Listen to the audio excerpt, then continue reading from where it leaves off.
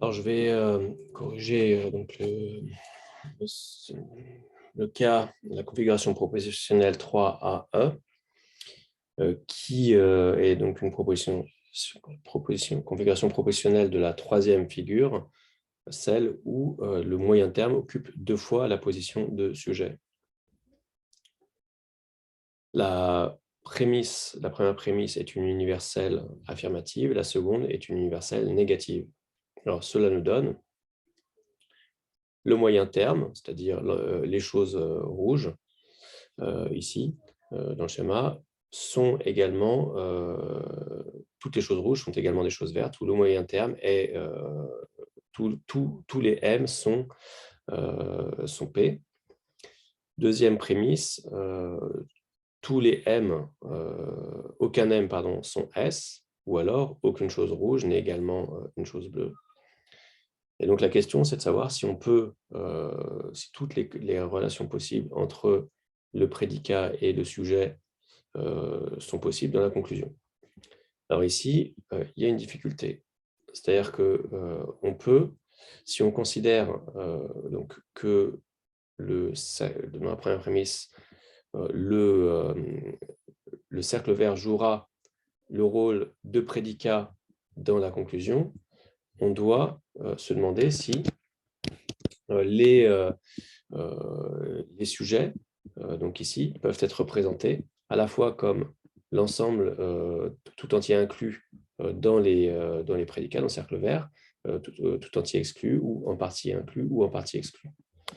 Or, il semble que ce soit bien le cas. C'est-à-dire que je peux très bien ici me représenter le fait que les sujets sont, qu'aucun M n'est S, et en même temps le fait que tous les M sont P sur un même schéma. Donc, il n'y a pas d'incompatibilité entre ces deux propositions.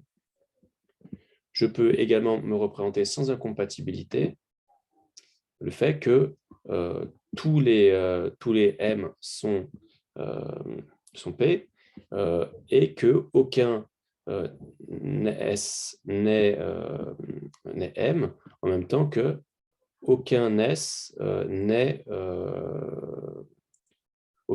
P. Voilà. Ensuite, on peut faire ça avec la particularité, hein, une affirmation particulière ou négation particulière. Donc apparemment, ici, on ne peut rien conclure de cette configuration propositionnelle. Pourtant, donc dans les copies que j'ai corrigées, tout le monde conclut qu'il y a qu'il y a bien ici un syllogisme. Pourquoi?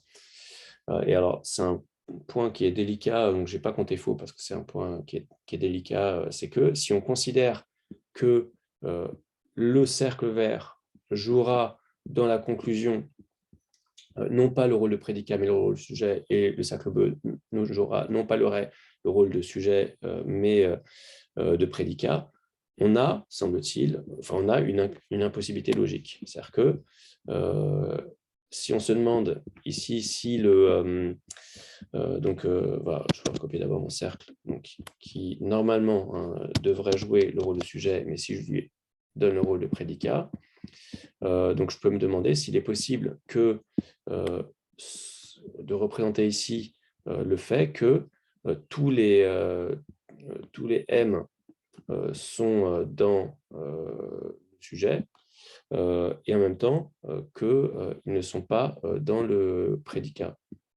Donc, ça donnerait quelque chose, par exemple, de cet ordre-là, ou alors quelque chose de cet ordre-là. Voilà, donc ce seraient les possibilités. Mais ici, ce qu'on remarque, c'est qu'on ne peut pas avoir le cas où ce cercle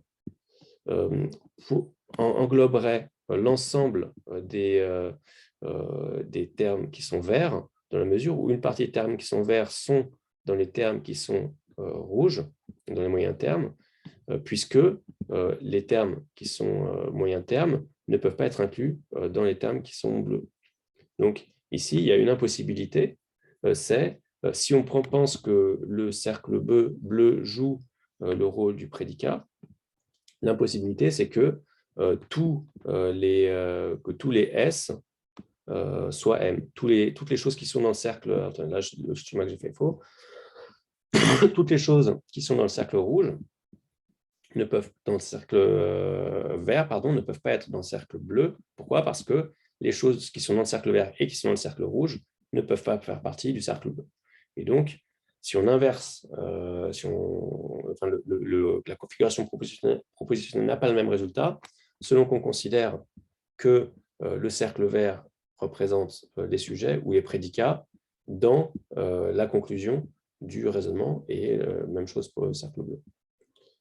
Voilà, donc de toute manière, comme c'est un point qui est compliqué, je compte juste les deux réponses. Voilà, donc, et enfin, dernière question, réflexion personnelle. Dans quelles circonstances de votre vie personnelle, intellectuelle, sociale ou poétique pouvez-vous utiliser la logique aristotélicienne? Donc en gros, il s'agit simplement de montrer des cas de raisonnement. Donc j'ai compté bon, j'ai compté voilà, entre 1 et 4 points selon la pertinence des exemples que vous donniez. Et j'essaie simplement de montrer soit des usages du carré logique, soit des exemples de raisonnement syllogistique appartenant aux différents domaines que j'avais indiqués. Voilà, donc bon courage pour celles et ceux qui révisent, hein, d'ailleurs à tout le monde, et puis je vous dis à très bientôt. Au revoir.